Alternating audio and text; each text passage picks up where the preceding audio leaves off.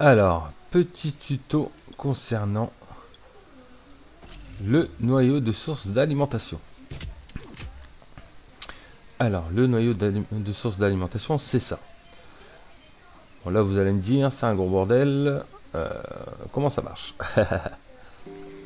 Alors, vous avez dans ce noyau de source d'alimentation une augmentation principale. Donc, l'augmentation principale, c'est celle-ci. Donc, celle qui vous apparaît quand vous entrez dans le noyau de source d'alimentation. Donc, tout simplement, ce noyau, vous l'améliorez grâce à des fragments de cristal quantique et des pièces de silver, et ça vous augmente vos caractéristiques. Donc ces statistiques augmentent un par un, c'est-à-dire que là par exemple à mon niveau, la prochaine augmentation c'est la puissance de compétence. Après celle-ci, ça sera les dégâts, après les dégâts l'armure de tête, après l'armure de tête l'armure de torse, après l'armure de torse l'armure de jambe, etc.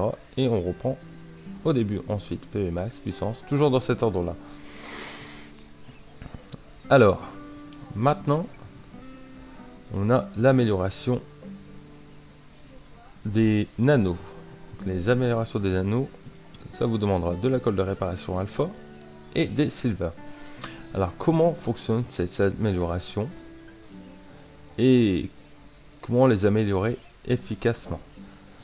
Donc, ce que vous améliorez en réalité, ce n'est pas l'analyse de faiblesse, comme vous pouvez le voir dans cette partie, c'est l'emplacement. C'est-à-dire que si je retire l'analyse de faiblesse, je désinstalle, l'emplacement est toujours de niveau 20. Donc, peu importe ce que vous ferez, les emplacements garderont le niveau que vous aurez amélioré. Hop. Alors, comment améliorer efficacement les emplacements?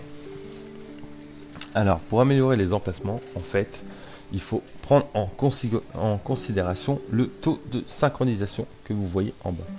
Donc, le taux de synchronisation, c'est quoi? C'est un bonus pour l'ensemble.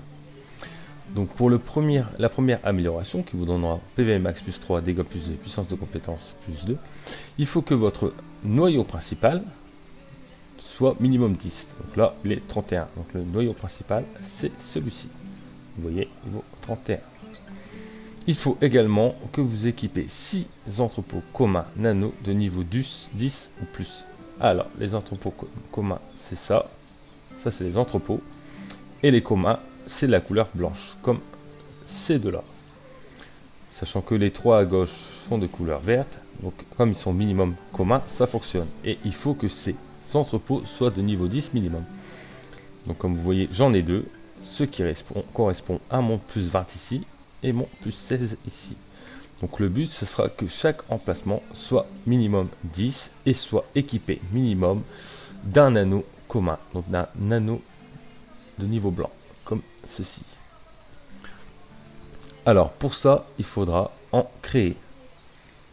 Donc il vous faudra des matériaux de base nano, donc 50 pour en fabriquer un, ou 500 pour en fabriquer 10.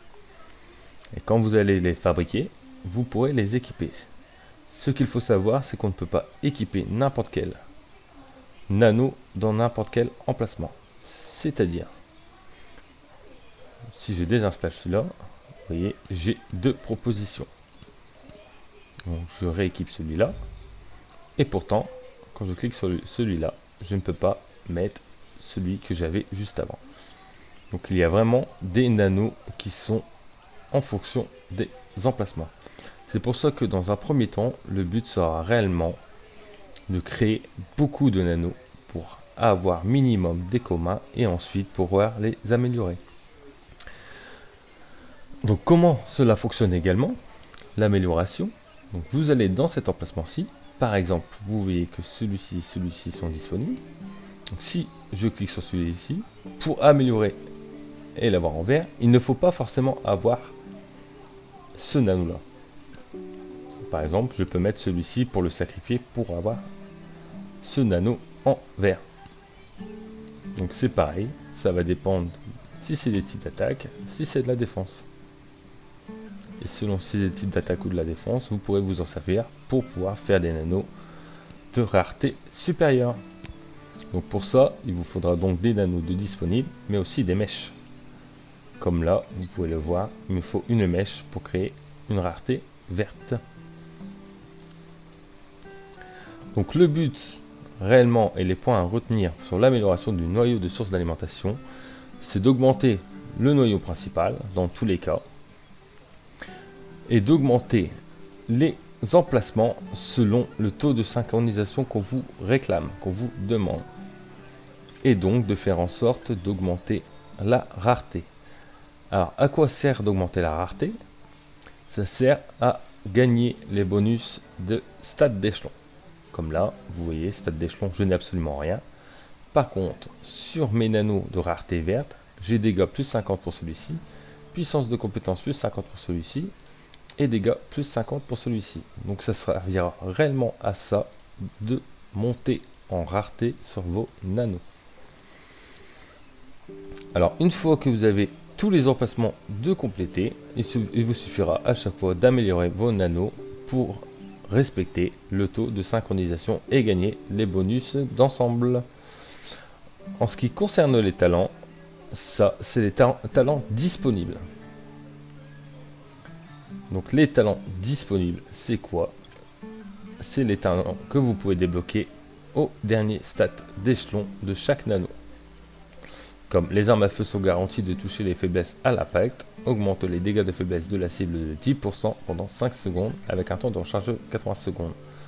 Ça, c'est le talent de l'analyse de faiblesse que vous pouvez retrouver ici. Vous voyez, les armes à feu sont garanties de toucher les faiblesses à l'impact, augmentant les dégâts de faiblesse de la cible de 10% pendant 5 secondes avec le temps de recharge de 80 secondes. Donc là, il vous indique de façon grisée les talents qui sont disponibles sur les nanos.